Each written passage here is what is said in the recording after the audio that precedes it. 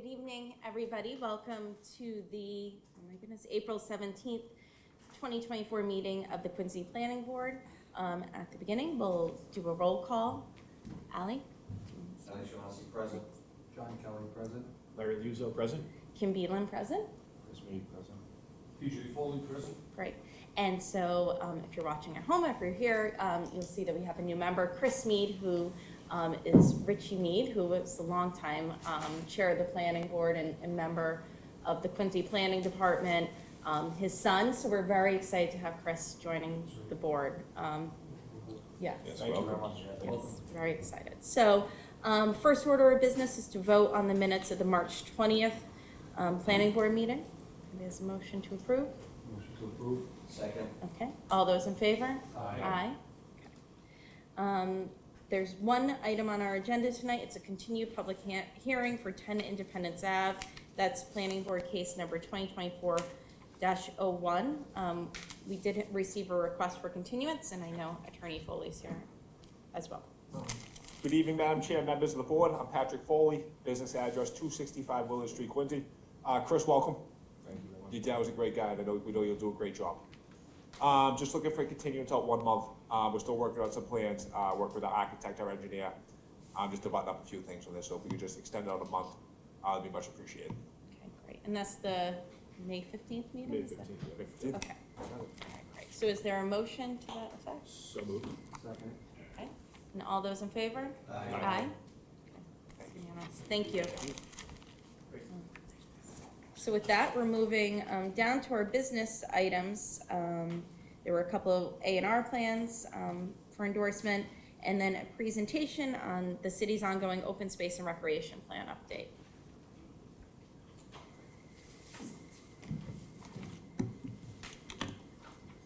You are a very speedy group. Okay, thank you. I'm just starting a stopwatch so I don't carry on for too long. Through the chair, members of the planning board, thank you for the opportunity to speak tonight. My name is Adrienne Lennon. I'm a senior scientist with BSC Group.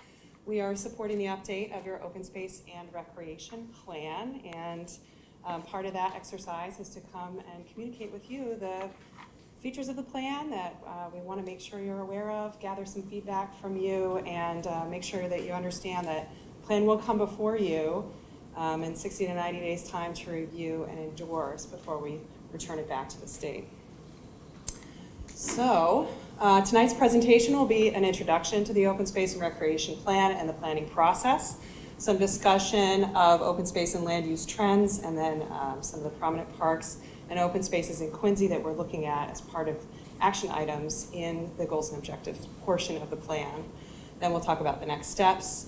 Beyond that, we have an ongoing virtual open house. We have produced a survey for the entire city of Quincy. It has been translated into traditional Chinese, simplified Chinese, and Vietnamese, in addition to English. That will be posted on the Natural Resources website for wide distribution. It's ready to go now, and we're hoping to have it up as soon as possible. We'll be circulating it to you. Please do also circulate it to your network so we can gather as much data as possible before we really wrap up the process. So, what is open space? Why complete an open space and recreation plan? What's involved in the planning process? Where do we look at existing conditions for the open space? When will it be complete is a big open question, right, these days. And how does Quincy Open Space and Recreation align with other city and state initiatives? So open space refers to conservation land, forested land, recreation land, agricultural land, corridor parks, amenities such as small parks and green buffers. It's also public landings, public access points to the water, beaches, and any other naturalized areas that you think of inside of your community. Oftentimes, we will also gather information about vacant land, whether or not it is identified as parkland or potential parkland, because of the acquisition opportunities that may be there for things like pocket parks and other community amenities that wouldn't necessarily be captured in other planning processes.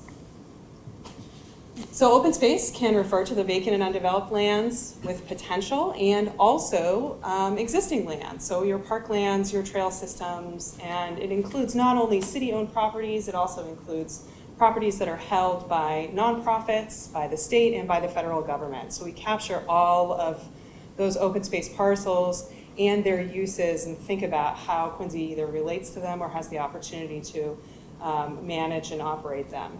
So something that's important to understand is that simply owning open space, parks, or recreation land is not actually necessarily going to cause them to be protected.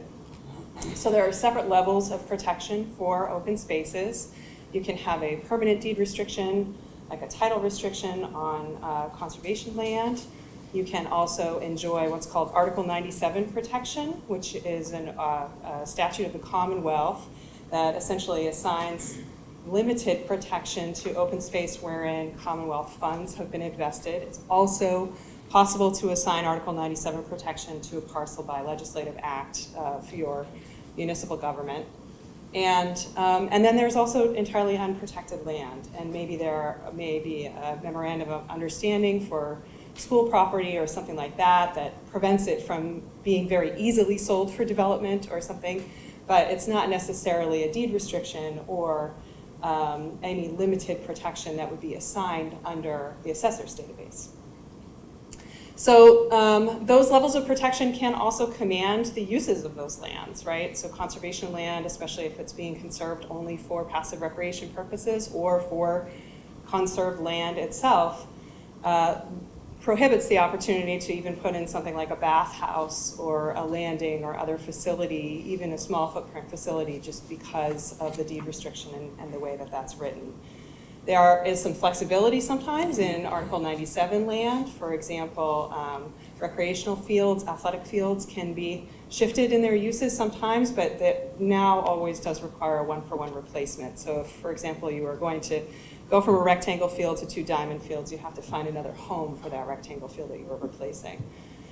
This becomes a little bit tricky when we have things like tennis courts and pickleball interest, because essentially it's a similar court use, but you have to think about how you're going to be displacing tennis court users and if potentially you need to create a court somewhere. So it becomes a little bit of a game of Monopoly, a little puzzle of all of your assets that you have to sort of look at and think about what you can release and what you can't when you're moving things around and really planning for the future. So why are parks important? Of course, there are the natural resource values of parks, which include habitat for wildlife, improving air quality, providing flood protection, and capturing and cleaning stormwater for your environment and your naturalized areas. And then also for the social and economic benefits, promoting healthy lifestyles, increasing access to healthy food, and stabilizing neighborhoods, because everybody wants to live near some kind of park and open space area. Types of recreation are classified in 2 different arenas, as I had mentioned before. The first is your passive recreation, which are things like walking, hiking, fishing, low impact kind of activities. And then you have your higher impact active recreation activities, which really involve the installation of facilities and maintenance of facilities. So those are swimming pools and athletic fields and playgrounds and things of that nature. Public landings where you may have a marina, dock, pier, float infrastructure, something like that, that needs its own investment planning to be maintained. So why complete an open space and recreation plan? It's a tremendous opportunity and effort to catalog and understand what exactly you have for community assets on your public lands. And it's good for 7 years with the Commonwealth of Massachusetts.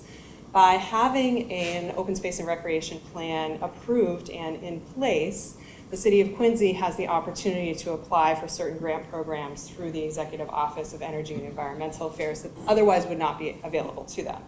In addition to that, when you have included action items and objectives inside of your plan, you can reference them easily for other grant programs that don't necessarily require an active existing open space and recreation plan, but will strengthen your grant application, and that's for things like municipal vulnerability preparedness and other state-funded opportunities where they want to see that there is already a community effort in place towards certain action items if they're going to fund the process.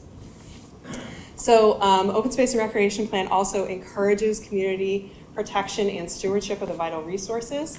As you can see, there's the Open Space and Recreation Planners Workbook was actually first drafted under the Patrick administration, Duval-Patrick administration. It has recently been updated but not yet promulgated. And it does require a certain level of community engagement, which is part of the reason why I'm here tonight, is because you want to actually go out into the community and understand how the community is using their public facilities and their land every 5 to 7 years or so, because trends change, of course, and also because you want to make sure that you're reflecting the interests and needs of your community when you're planning forward and developing your action items. So who's on the team? Most of the group is here tonight, so it's the City of Quincy staff. We have Rob, Joe, and Joanna, which I'm sure you all know very well. And then in addition to that, the group is supported by the Natural Resources and Parks Department, Dave Murphy and Heather Liz.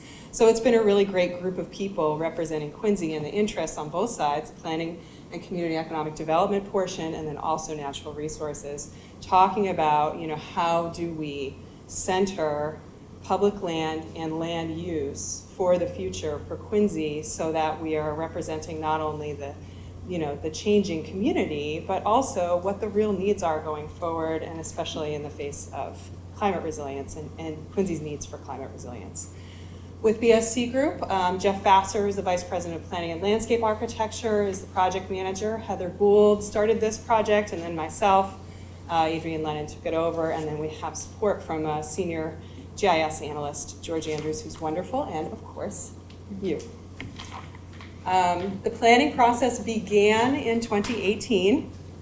That was at the time of the last Open Space and Recreation Plan update timeline completion. And the effort then was to produce a new Open Space and Recreation Plan for the years 2019 to 2026. And so that process underwent similar public forum events, similar community engagement, similar mapping exercise, and at the time we were working with 2019 data around the assessors and census information, and used that to submit our draft to the Massachusetts Department of Conservation Services inside of Executive Office of Energy and Environment for their feedback.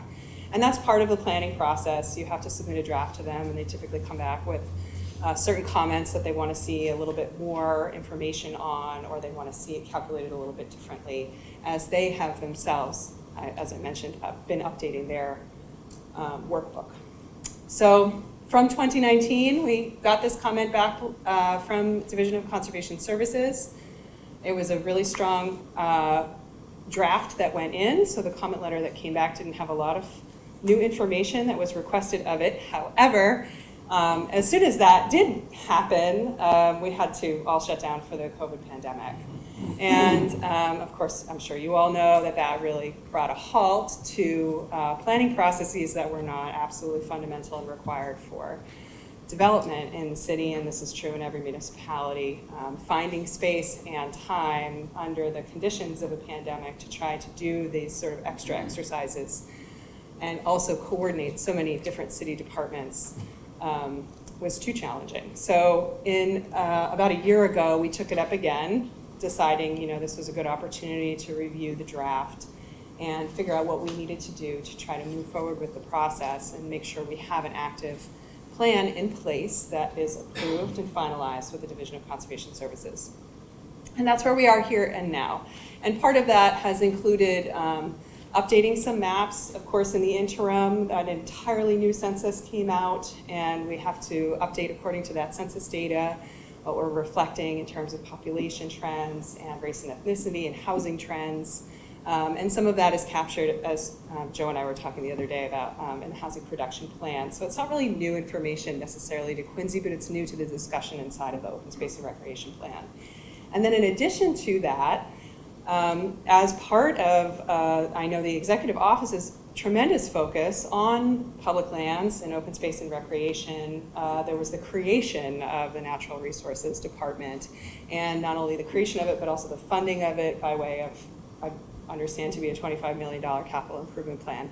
And those monies were immediately dispensed into the community because there was such a tremendous need of so many new users and different user types during the pandemic of open spaces. And I think everybody felt that pressure. I know in Quincy, some of the larger and more well-known open spaces are actually DCR properties or Commonwealth properties, but that really didn't change the impact or the influence that that had on Quincy Public Works and other departments in terms of operating and maintaining those places. And then, facilities that had a lifespan of 5 to 7 years suddenly had a lifespan of 2 to 3 years because they were seeing so much use. And so many people needed to be outside because that was really how culturally we were able to relieve ourselves, right?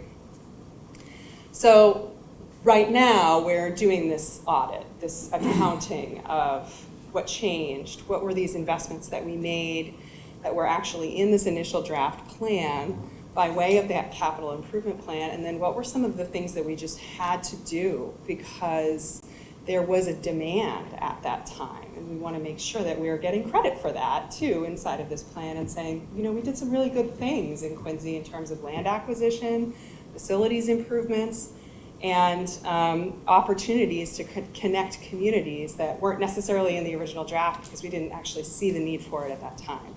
So there's this necessity as a mother of invention kind of piece that we want to make sure that we're rolling in and communicating in the plan when it goes back to the state because it's really important work. So now here we are in the spring, beginning the final sort of stages before approval, and that is going to be taking place today, the presentation to the planning board and the launching of the Open Space and Recreation Plans survey. The survey essentially shows the entire index of properties and work that we have done and asks the public and the community to rank some of those things in terms of what they value the most so that there's still an opportunity to direct a little bit what the action items of the plan are. And then we're really taking it on the road. The Parks and Recreation Commission has the mandate of executing the plan, and so they need to actually host a public forum where I'll give a presentation very similar to this one and introduce the Open Space Recreation Plan survey again, hopefully to a wider audience to make sure that more people are aware that we're doing this work and that we're looking for a little bit of feedback before we close it all up and send it back off to the state. And after that survey is closed, I'll come back, present a second forum to the Open Space and Recreation, to the Parks and Recreation Commission, showing the results, right? So that everybody has clear and transparent understanding of what the data showed, what people really reflected as what they valued and what was important to them, not only in the action items, but also in places and activities that they wanted to see investment in. And we'll tidy that right up and send that back to Division of Conservation Services, hopefully for approval. There are a couple of steps in between there in June wherein you'll receive that finalized plan, and we'll be looking for an endorsement of the planning board. The City Council will receive the finalized plan, and we'll be looking for an endorsement of the City Council. And then also the Metropolitan Area Planning Commission receives a copy of the plan, and we look for an endorsement from them. So. Last summer, in an effort to make sure we were capturing all of this information, we interviewed the various cities departments that are impacted by open space maintenance and improvements. And we had this great roundtable discussion with members of public safety, police, fire, EMS, public works, the public health department, and then natural resources and planning members were also there to talk about these exact kind of issues that came up during the pandemic of use and new uses or unexpected uses or areas where there are uses where we don't necessarily want to see use and need to kind of direct a change in those management recommendations or places where we need to really just protect for climate resilience and reduce the use altogether so that we're protecting, for example, neighborhoods and things like that that are not necessarily open space related, but they're infrastructure of the municipality that is going to be damaged over time if we don't start kind of facing those matters now. And now, on the other side of the road show, of course, is Planning Board, Conservation Commission, Parks and Recs, and communicating with city councilors. So we've had the opportunity to do what we called an in-service with the municipal staff, and we've had an opportunity, and now we have the opportunity to come out to the public and communicate with all of you, boards, commissions, and committee members. We know how important your work is and how much institutional knowledge you bring to the table. I'm myself a former conservation commissioner and city councilor in my municipality, and this sort of information is really critical in planning processes to have individuals who have that much background and understanding of what's going on and what are the trends in the community that have a more global view than just specifically the plan. So we want to make sure we're gathering your input and really hearing from you what you think. So one of the features of open space and recreation plans is a whole series of maps that are produced first to identify open space. And I should say before I start with these, we take these maps out of your most recent assessor's database. So there is a pretty specific methodology that is used to isolate and identify specific parcels, parcel types based on their ownership or their level of protection or their size. And then you make a series of maps that identify, where are those open space areas, what type of open space are they? Are they identified for passive or active recreation? That's not always in the assessor's database, but sometimes it is, and that's really helpful to know. What level of protection does it enjoy? Is it a conservation restriction? Is it a deed restriction? Is it an Article 97? Or is it generally held for municipal purposes? Is it in a school? Something like that. So here's a good look of existing open space in Quincy. You can see Blue Hills, and a lot of your waterfront actually is considered open space. And then in your downtown areas, you do have some existing municipal land that's not necessarily protected, but maybe held and used as parkland right now. So when you're looking at these maps and you have an opportunity to think about planning, you can say to yourself, where could we invest CPA funds, for example, or where could we invest municipal vulnerability preparedness capital action grant projects in these open spaces to build resilience and also build value on those open spaces. And that's kind of where you begin, is with ownership and level of protection. In addition to that, you have to always look at your water resources, especially in a coastal community like Quincy, where you have such a strong relationship with the water. Not only do you have a large watershed, but also multiple bodies of waterways traveling through the municipality, and the whole community faces the ocean. And with sea level rise and climate change, the impact of those oceanfront properties is going to become very, very dramatic, especially between 2030 and 2050. So planning now for what's coming is the best. It's all we can do. It's really the best we can do right now. So having these resources available to you and incorporating them in your plans and your planning process is truly critical to being able to actually act on them before you're acted upon. In addition, we like to always look at soils. The Division of Conservation Services has a tremendous focus on soils, actually, and land use and land protection for soils. They have some pretty large programs for protecting agricultural land and identifying high-quality soil locations in municipalities everywhere. Farms and forests are really critically important to the Executive Office of Energy and Environmental Affairs. So not only are we looking at soils where there may have been urban fill or changes of soil composition due to historic industrial uses or construction uses, we're also looking at, where were the places where there were historically farms. And even in a place like Quincy, you had significant open farmland only 50 years ago, and so there are places where there may be opportunities to really consider soil value as part of natural resource value on a particular parcel. Finally, we look at zoning. Actually, I think I might have one more up after this, but zoning, of course, dictates so much of what we're able to do in a municipality. We always like to make sure we're viewing that through the lens of open space and recreation, so we incorporate that in there because zoning is evolving rapidly in planning in the Commonwealth, as we're all very aware, and oftentimes making sure that you're considering your overlay districts as part of open space and recreation planning can give you the opportunity to say, well, there's going to be significant development pressure on a particular location that actually has an opportunity to be a pocket park or a green quarter or something like that, and you have to act then to do the protecting, because the market will drive overlay district development, of course. Okay, that was the last one. So environmental justice is a new and very, very high level focus of the Executive Office of Energy and Environmental Affairs, and also the governor, especially now. And what we're really aiming to try to do is deliver the message of meet people where they are. And so not only do you need to understand who's there and where they are located to really execute environmental justice and bring environmental equity to a community, but you also have to have a plan going forward for reaching out and communicating with those individuals every single time you plan to take action in an open space or recreation area.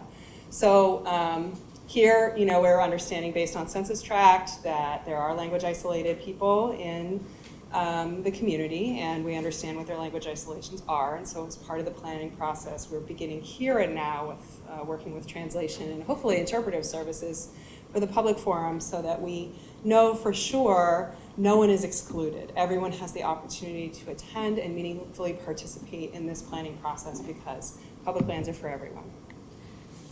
So finally, as we're wrapping up the entire update process, we, in sections 7, 8, and 9 of an open space and recreation plan, the workbook asks you to come up with goals, objectives, and actions. And so oftentimes, and this is equally true in this case, you'll sort of roll forward and build upon goals of past plans. The open space and recreation plan in Quincy has been in place for many cycles now. So there are pretty well honed and defined objectives and goals for the municipality. And so in this particular case, because natural resources has been split off and shifted a little bit since the last plan was published, we wanted to recognize that in our goals and objectives process, so that they have an opportunity to really contribute to executing some of these action items. So I haven't included the action items up there because I think that would just crush you. But I do want to, I'll give you sort of a sample of it. In goal 1, to maintain and upgrade parks in a way that balances cost effectiveness with high quality design and best management practices. Objective 1.1 is to implement park improvements contained in the 2017 Park Improvement Bond. And then I have in front of me the list of action items that are connected to that. So I'll just share this first objective with you. The first action is to continue to implement the master plan for Marymount Park, including enhancing the existing trail system and creating new trails that link existing public and open spaces. The second is to renovate Kincaid Park to include a splash pad, basketball courts, and a more extensive path system. The next action is to construct the city's first dog park off of Quarry Street. The action after that is to install new turf surface at Veterans Memorial Stadium. The next action is to create new basketball courts at Beechwood Knoll School, Welcome Young Park, LeBrec Field, Wollaston School, and the Broadmeadow School. Thank you for correcting me. The next action is to replace the tennis courts at Russell Park, Bishop Field, Welcome Young Park, and the Broadmeadow School. The next action is to construct a new field house at the city's track facility inside Faxon Field. And then the final one is to create a new Pony League baseball field with restrooms at Fore River Field. So you understand, in the action items, you're really identifying the places. You're really drilling down to what are the parcels that we are going to actually do these actions upon. And obviously it's too much information to try to put on a series of slides, but when you do get this plan and have the opportunity to review it, really hopefully you're gonna see some of the things that you really care about in there, because we are trying to capture everything as much as we can. So just going through the additional goals. Goal 2 is to encourage safe public access to waterfront areas and water-based recreational activities. Goal 3 is to expand recreational opportunities to reflect Quincy's cultural diversity, community interests, and the needs of underserved populations. Goal 4 is to identify additional funding sources for open and recreational spaces. Goal 5 is to manage open space and natural resources to support Quincy's sustainability and resilience to climate change. Goal 6 is to make open and recreational spaces available to people with disabilities and older people. And goal 7 is to treat open spaces as an experiential classroom to promote environmental stewardship. So that's a lot. It's a lot to try to do. It's a lot of objectives and a lot of action items inside of those objectives. And because the plan has been in draft for so long, we've actually completed a lot of those tasks. So we're kind of identifying not only what initially we had dreamed of in 2018 and 2019, but we're also kind of expanding it forward a little bit to say, now this is what we're going to try to do next. So it's a really great opportunity to look through what the vision is for usership and for the community going forward, and also understand that there may be opportunities when you reopen this package again to expand on other goals and objectives. So that's something you can always be thinking about with open space and recreation planning, because there's always a next one. The Quincy Open Space and Recreation Plan is made to matrix with the hazard mitigation plan, which I know you all just saw that presentation at the last planning board meeting. The housing production plan, which I know MAPC produced for the city of Quincy a couple of years ago.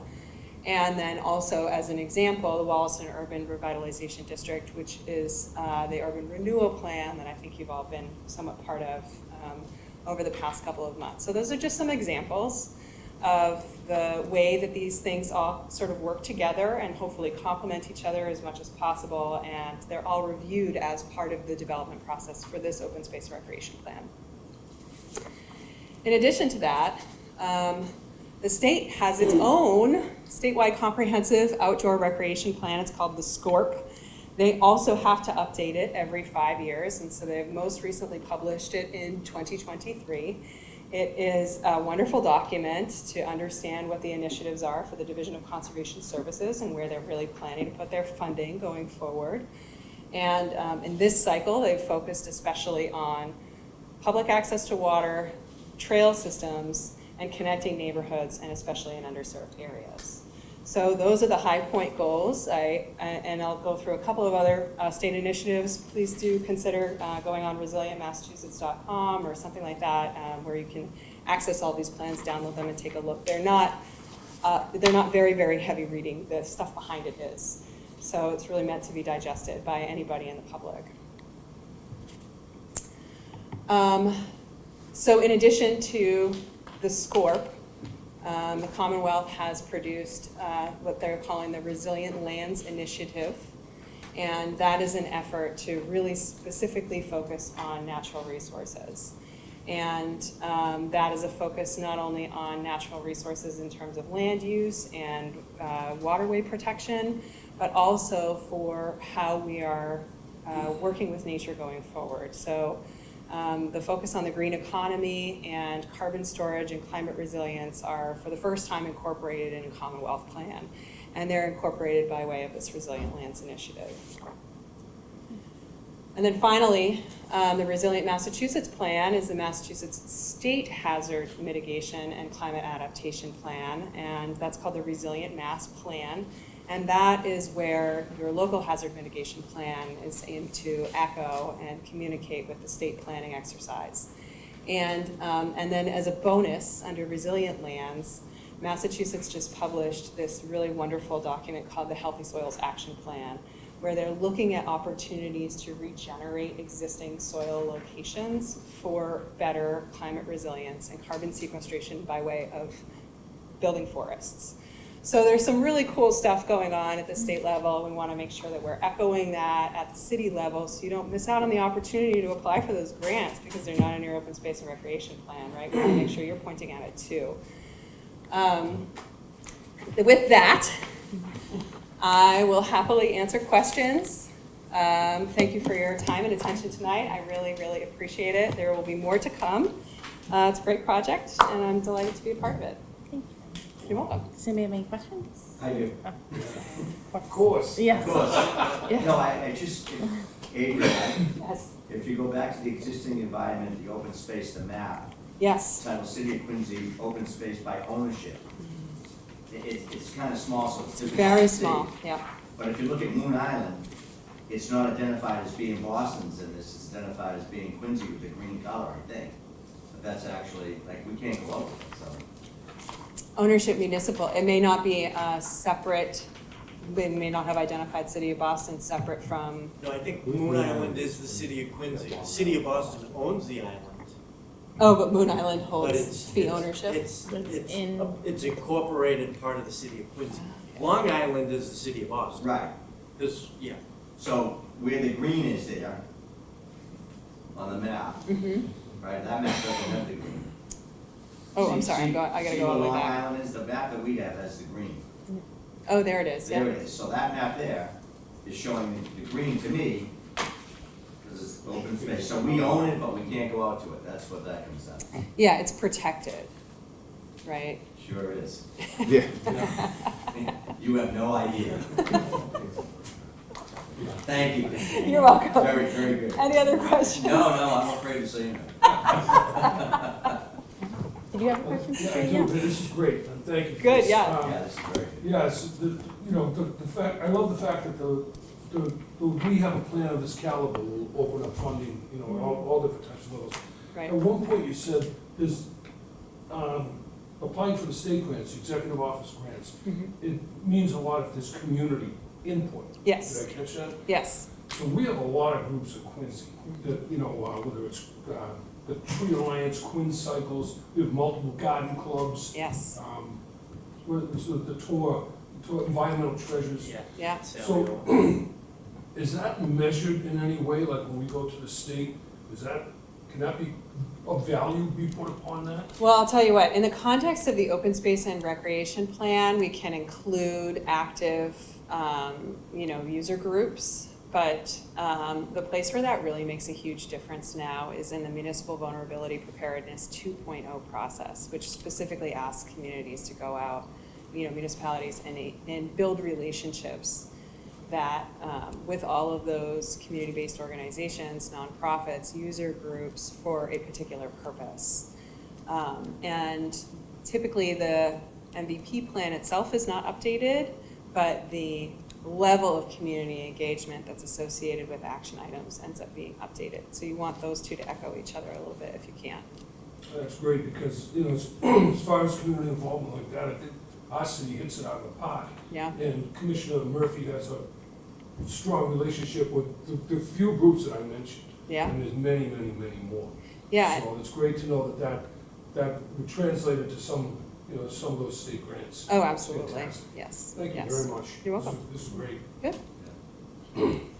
Question. Yeah. So, the grants, we cannot apply for the grants until this plan is approved, is that correct? It's approved in draft form, so Okay. you are currently eligible. Okay, However, you do have to finalize plan right.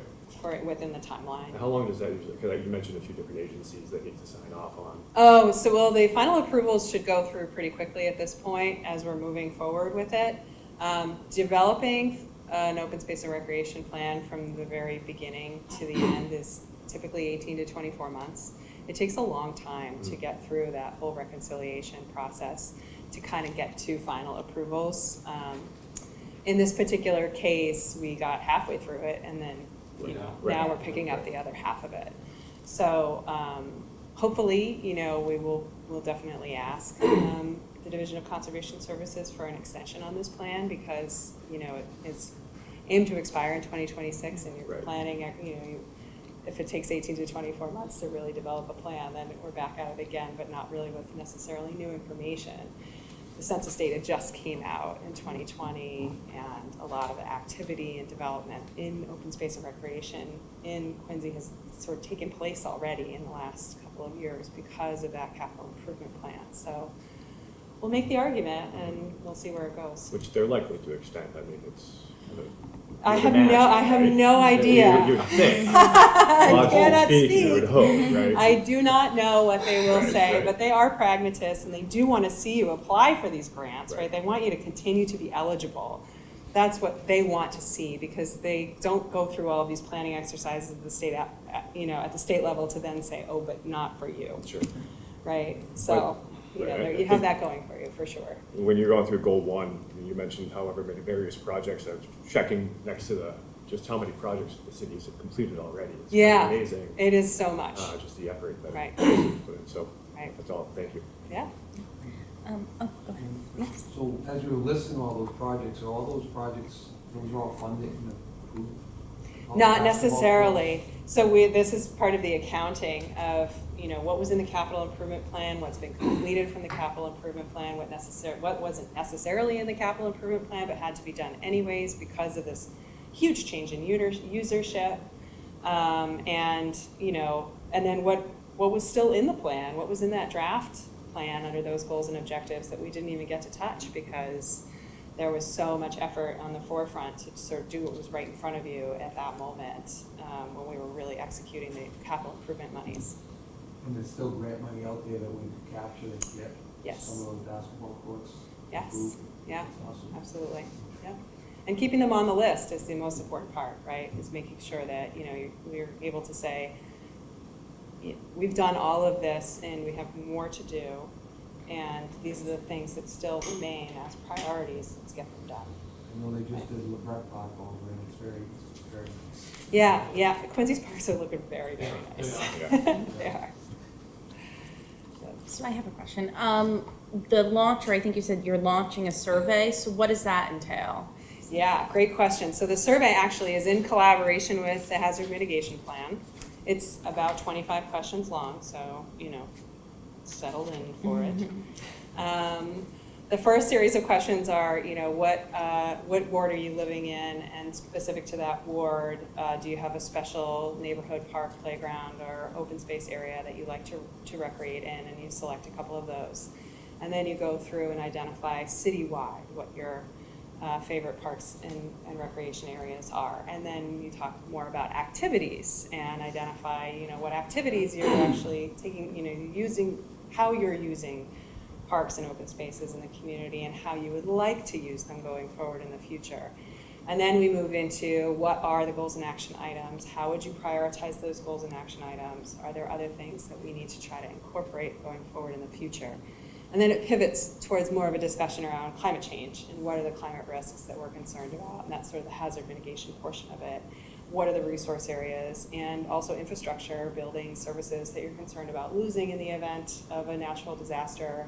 What do you think is most important to protect, to try to prevent that and build resilience in the community? And then there are a series of demographic questions at the end. And how do we access that? Is it on the planning website or is it? Good, yeah, so I'll jump up, Rob Stevens, thank you, Yeah, you're Adrian. Thank you. Thank you very much. Yeah, you're welcome. Very Yeah, interesting. thank you so much. Adrian's done a really great job with the plan update. So it was sort of the end of the last calendar year, beginning of this year. We needed to do public outreach and, we talked about going to the survey, and that's when we fired off on the hazard mitigation, and I see the crossover of the open spaces and then looking at our coastline and the impacts of climate change. So we, paused and worked. I had the two consultant teams work together to develop some of those questions. And then, the planning department also has been entrusted with some of the language assistance funding. So we worked with our third-party translator to translate these surveys. We did our internal check on them, and then there was some back and forth, just making sure. Just one thing on the translation, there is some elements that get vocabulary that get lost in translation. As an example, we picked up on one translation of plans as paintings.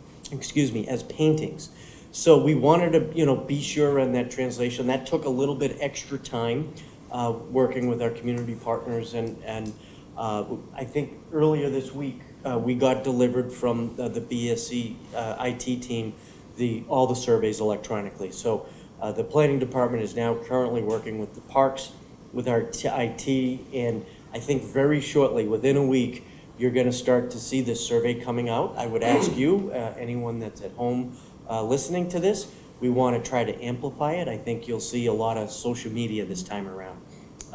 Thinking of some of the Facebook pages for the city, I think that's going to really amplify the survey. As Adrian said, it's got a lot of important questions. It'll take you, about 15 or 20 minutes. But that's really important data that this team will use as well as the hazard mitigation team will use. So is that helpful? That's great, So yes.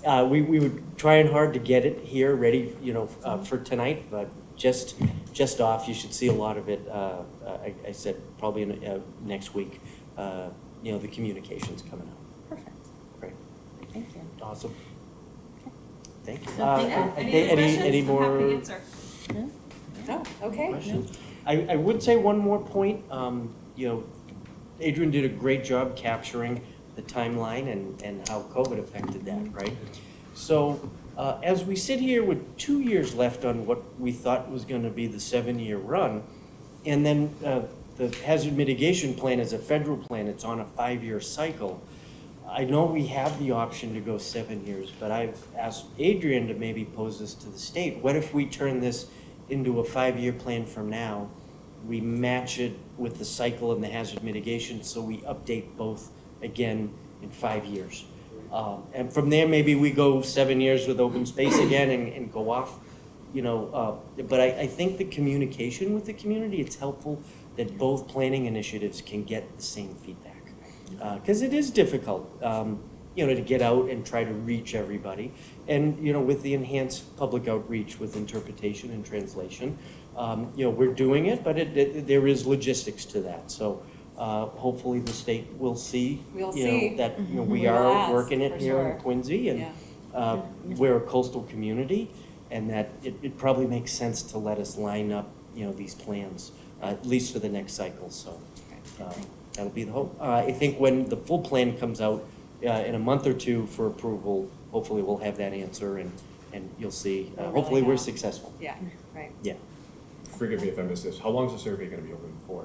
about a month. Right. So the idea is we'll try to get a meeting with the Park and Rec Board in May and want to maybe one more chance to amplify that survey. And then soon thereafter, sort of middle, end of May, we'll close it down. Adrian's team will crunch the numbers and those will appear in the final report. I'll also shoot, you know, survey results over to the hazard mitigation team as well. Okay, Great. All right. okay, thank you. All right, well, thank you all. Thank you for very your much. time tonight again. Yeah, It's very great, and interesting. if you have any reason you need to reach me, of course, reach out through Rob. I'm happy to be here. Thanks. Thank you. Thank you. Thank you very much. Thank you. And if I'm busy, I do want to acknowledge my coworkers, Joanna, Chrissy, and Joe. They've been real helpful on this planning initiative, and it's been a real team effort, and we've had a good time with it. Yeah, Thanks, that's great. That's great. Thank you. Thank you. And I think that's it. That concludes our. Well, oh, we do have the one something business item. It's just simply an A&R plan Oh, yeah. has been in, so we just wanted to acknowledge that. Yeah. And that would be it. Okay, I Great. think that's it. All right. Thank you. Okay. Motion to adjourn. Motion to adjourn. Second. All in favor? Aye. Aye. Okay, thank you.